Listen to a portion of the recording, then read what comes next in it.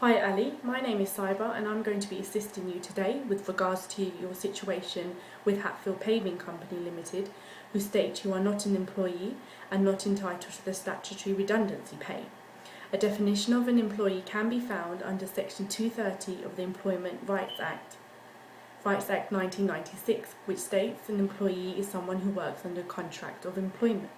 A contract of employment includes a contract of service. As you can see, this is very vague and this does not help us to determine your employment status. What we need to do is in turn look at the common law tests which have derived by the courts and see whether you fit more so as an employee or self-employed. The first test we are going to look at is the multi-composite test. This was laid out in Ready Mixed Concrete and Ministry of Pensions and National Insurance. This is a three-tier concept which needs to be fulfilled. First, there needs to be personal service. In your case, you personally provide your skill when persuading customers for driveways and patios. You are also required to man the showroom one Saturday per month, which suggests that you have this obligation, and this is you personally who have to attend the whereabouts, which is Hatfield showroom. There also needs to be a sufficient degree of control. The higher the degree of control, the more likely it is that you are an employee. This was held in Whitaker and Ministry of Pensions and National Insurance. In your case, HPC Limited provides you with customer contact details and potential leads, so therefore you are told on who to contact with regards to persuasion, which you have to persuade them to buy the patios or driveways. This suggests there is a sufficient degree of control. You are also required to wear their uniform when attending appointments. The third degree links in with mutuality of obligation. There needs to be a contract present. There needs to be pay for the work that you've done. In your case, you are paid commission when a customer pays their deposit. Mutuality of obligation was laid out in Carmichael and National Power. HPC provide you with the work and you have to accept that work. In your case, HPC Limited provides you with customer contact details and you are required to persuade them to buy their service, buy the patios and driveway. There also needs to be a mutual future obligation to employ and be employed. In your case, Ali, you have been working for HPC Limited since April 2011. This suggests there has been an ongoing contract and there is no break in the contract. This was suggested as Hall and Lorimer that this is a good indication of employment status. As there is no break, it suggests that you have been working continuously for HPC Limited. The next test we need to look at is the integration test. This was set out by Lord Denning in Stevenson, Jordan and Michael and McDonald's and Evans. In this case, we need to look at whether a man is an integral part of the business and employed as part of the business. In your case, Ali, you are a salesman. A salesman's job role is to essentially gain more customers and gain capital for the company as a whole. Without you actually selling the driveways and patios, this would mean a decline in the capital for HPC Limited, as you are vital for the expansion and the growth of the company. The fact that you also work one Saturday per month shows that you are integrated to the business. The next test we need to look at is the economic reality test. This was laid out in Market Investigations and Minister of Social Security. Here we need to ask following questions. The first is, are you in business for yourself? In this case, you are not, as you are employed by HPC Limited as a salesman. Also, a good question to ask is whether you provide your own equipment. You have not stated if you are provided with a laptop or a desk.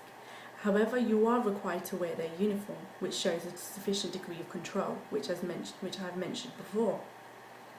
Also, we need to look at whether you can undertake any other employment.